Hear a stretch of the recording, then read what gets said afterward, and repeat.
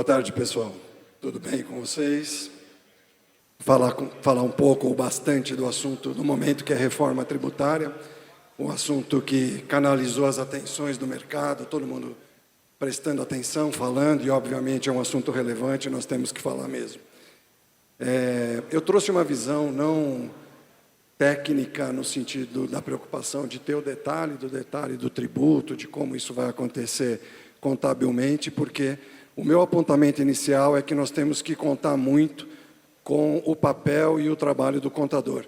Contador, as pessoas entenderam que ele não teria relevância, mas eu penso que ele tem um papel fundamental no setor, no sentido de apoiar o lojista, apontar os melhores caminhos, os melhores recursos que ele pode utilizar, e é o momento da gente contar realmente com esse profissional.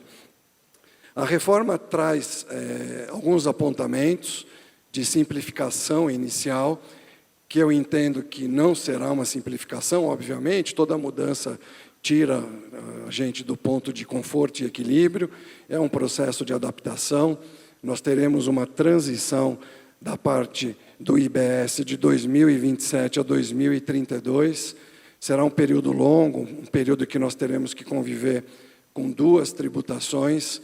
Então, isso, de fato, vai trazer um incômodo, mas nada que um trabalho bem estruturado não possa resolver. Também teremos uma consideração, eu vou pular algumas etapas aqui, mas da conformidade.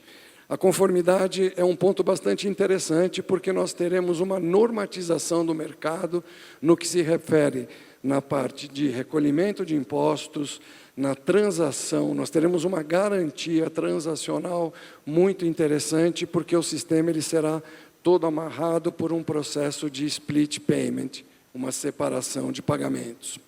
Eu tenho contato diário com muitos lojistas, e, por incrível que pareça, alguns nem ouviram falar ainda. É um processo que ainda está chegando na cabeça do lojista, no dia a dia dele, mas é o processo que eu penso que vai impactar bastante no sentido que nós vamos mudar a forma de apuração, de recolhimento dos impostos, e isso vai envolver muita tecnologia. Eu tenho dito que nós não estamos diante de uma reforma tributária, mas sim de uma grande transformação digital, transformação da forma como os negócios serão feitos no Brasil a partir de agora. Eu vejo com muita expectativa, muito boa expectativa, e acredito que a gente vai ter realmente, depois de tudo, muito bem, vamos dizer, assimilado pelo mercado, que a gente passe por esse processo, o mercado realmente vai prosperar. Nós vamos ter negócios sendo realizados cada vez de forma mais fácil, a não cumulatividade, ela vai trazer uma transparência maior de impostos, nós vamos enxergar o imposto com mais clareza, e isso vai fazer com que a gente realmente possa ter noção daquilo que a gente está precificando, porque, em certa medida, é uma grande dificuldade do setor. Entender aquilo que é margem, aquilo que é imposto, com o que nós estamos lidando. Trazendo um pouco para vocês o mecanismo do split, eu não sei, eu não vou conseguir aqui passar para vocês, mas nós vamos ter um processo de separação de pagamentos, com a indústria emitindo do ponto... Deixa eu ver se eu tenho aqui, espera aí. Reflete, tecnologia avançada, vai lá para vocês. Então, nós temos a indústria emitindo a nota aqui para o varejo. Nesse processo de emissão, eu fiz um exemplo de uma nota de R$100 emitida da indústria para o varejo de produto, e nós estamos agregando R$28 de imposto. É hipotético, não sei se a alíquota será 28 ou não, mas para a gente poder ter um número. Então, esse lojista, esse distribuidor, ele vai receber da indústria essa nota, e, quando for o pagamento, ele vai fazer isso através, obviamente, do sistema bancário do pagamento. Agora eu me perdi aqui, espera aí, aqui. E aqui, quando bater no meio de pagamento, o meio de pagamento vai separar esse pagamento de forma automática. Esse seria o processo já consolidado, que nós podemos ter a separação imediata, em tempo real, aquilo que nós chamamos de split inteligente, que vai estar online. Então, boleto, cartão de crédito, crédito em conta, Pix, qualquer meio de pagamento, vai mandar para a indústria R$100, que é a parte do produto, e 28 vai ser recolhido numa conta individual de cada lojista, onde já fica o seu crédito. Por isso que eu disse que a transação vai ser garantida. Hoje, se nós recebemos uma nota do fornecedor, o crédito ele está dado. Eu tenho lá o crédito do imposto. Se o fornecedor não paga o imposto para o Estado, esse crédito ele já é direito de quem adquiriu, do adquirente.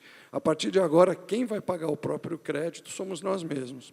A partir do pagamento, esse crédito de R$ 28,00 vai para a nossa conta, cada empresa terá uma conta individual lá no governo, e depois nós vamos precificar e vamos em frente com esse produto vender para o consumidor final. Simulando aqui, e quem dera nós pudéssemos dobrar o nosso preço, vamos vender esse produto por 200, vamos agregar R$ 56,00 de imposto, 28% sobre os 200, e vamos vender esse produto, hipoteticamente, a 256. E aí o processo se repete.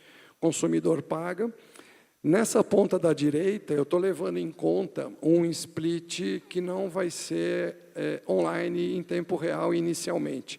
Eu penso que o planejamento do Estado é que esse split ele funcione de forma integral, em tempo real e ao mesmo tempo. É um sistema que está sendo preparado com 150 vezes mais a capacidade do Pix. Então, nós teremos um processamento imediato, de fato, é uma revolução tecnológica.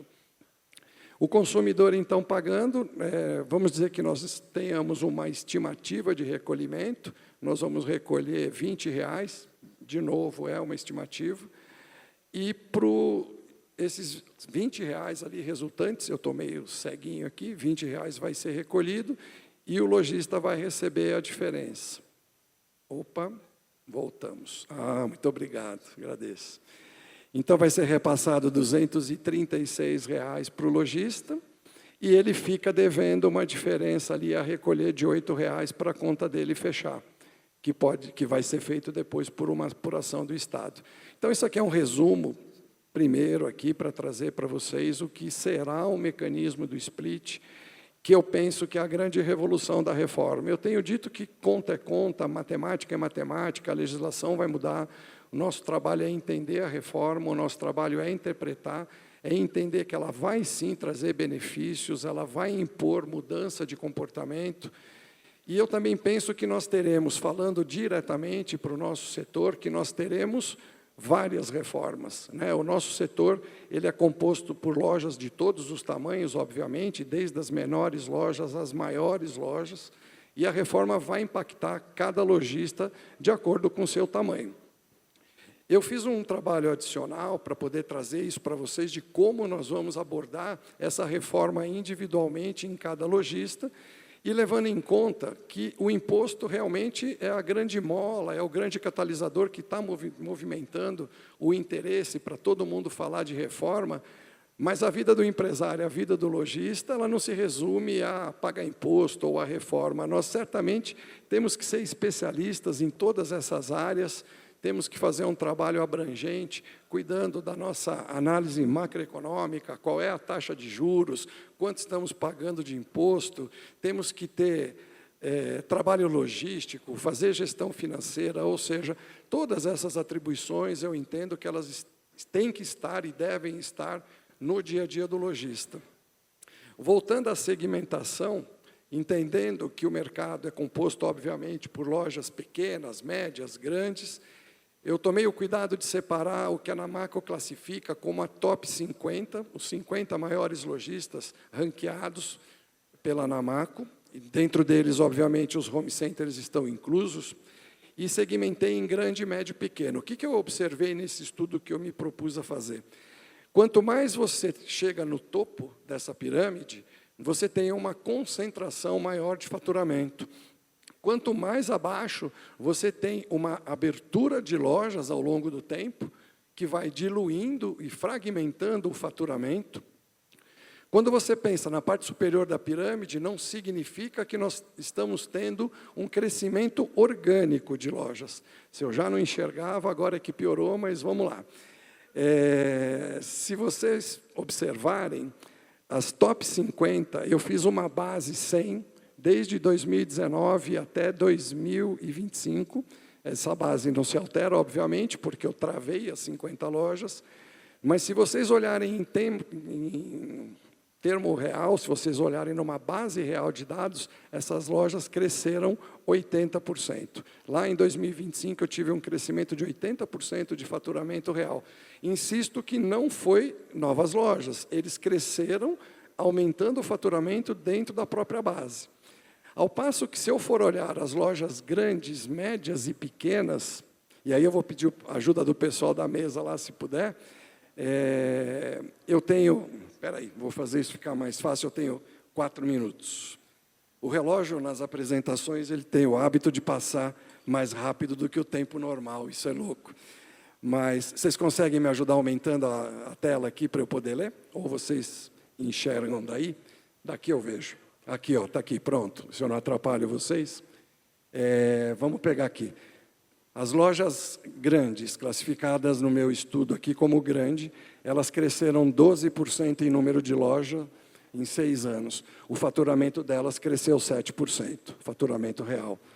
As lojas médias foram as mais penalizadas. Elas cresceram 31% e o faturamento delas caiu 15%. O índice aqui é 85%.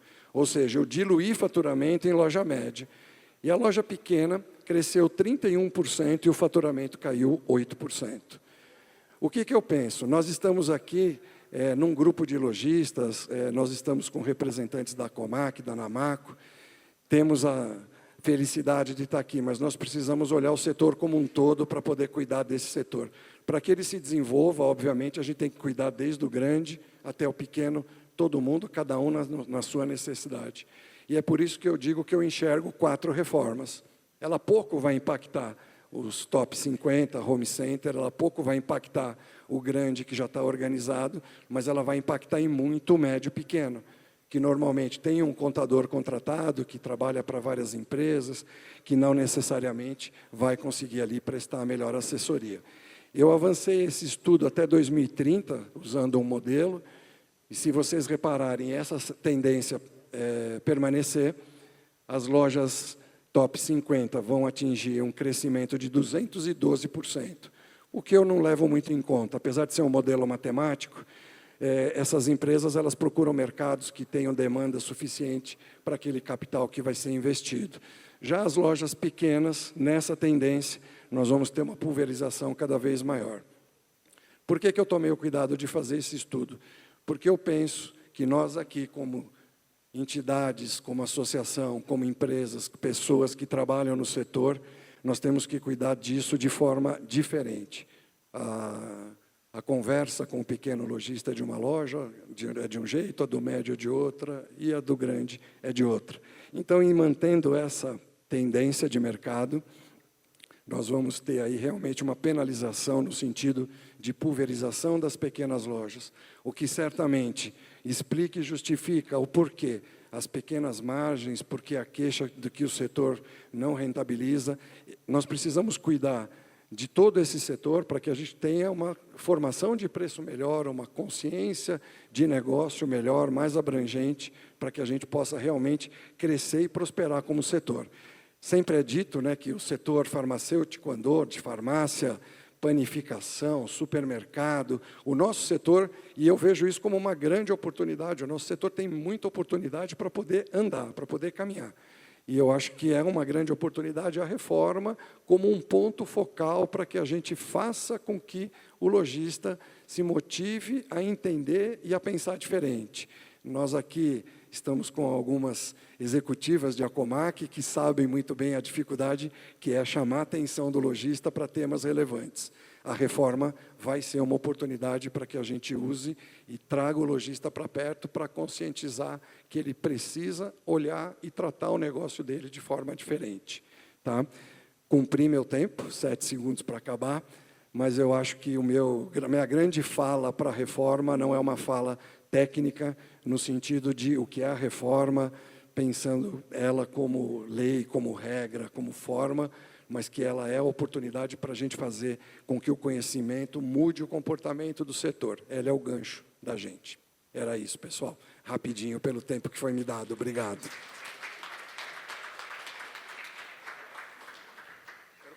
Eu só queria perguntar um negócio aqui para o Sérgio. Sérgio, isso pode afetar as pequenas lojas em quanto? Como? As pequenas lojas podem ser afetadas em como pela reforma? Você me faz falar o que eu não gosto, né? Muitas lojas vão ficar pelo caminho. Muitas lojas vão ficar pelo caminho. Eu não gosto de trazer problema sem solução. O problema é a reforma, vai apertar. A conformidade, já diz o nome. Quem não estiver conforme, quem não se ajustar, quem não tiver a melhor opção da indústria, quem não respeitar a norma, nós precisamos educar, inclusive, o consumidor. O nosso consumidor ele é mal educado. O consumidor precisa ser educado. Ele precisa parar de procurar o mais barato que está fora de norma. Ele precisa parar de propor o negócio por fora para conseguir mais barato. A gente tem que aprender que regra é regra, jogo é jogo, mas o pequeno que não se organizar vai ficar pelo caminho. E foi, sem querer me estender, o que me fez fazer esse estudo de tendência, para mostrar que o pequeno está diluindo, quanto mais dilui, mais fraco ele fica. Tem um amigo perguntando, eu não sei se eu posso me estender, mas estou à disposição para responder. A questão do mercado digital, que a gente sofre hoje por essa questão do ICMS, ter várias regras e coisa e tal. Pensando que em 2032 não vai ter mais o ICMS por conta da reforma, o senhor vê que vai moralizar esse mercado para nós que somos varejo físico, vai ficar melhor nesse sentido de reduzir essa concorrência, vamos dizer assim, desleal? Eu tenho convicção que sim, porque o que vai acabar acontecendo? Como o imposto vai ser recolhido também lá no destino, você vai acabar com essa guerra. Isso é um dos fatores que a reforma vai trazer de benefício e vai ficar mais claro. Então, hoje você tem empresa que acaba troca de estado para poder pagar menos imposto. Isso não vai fazer o menor sentido daqui para frente. Nós vamos ter uma mudança de cultura e certamente o mercado digital vai entrar nessa equalização e o imposto vai ficar mais justo para todos.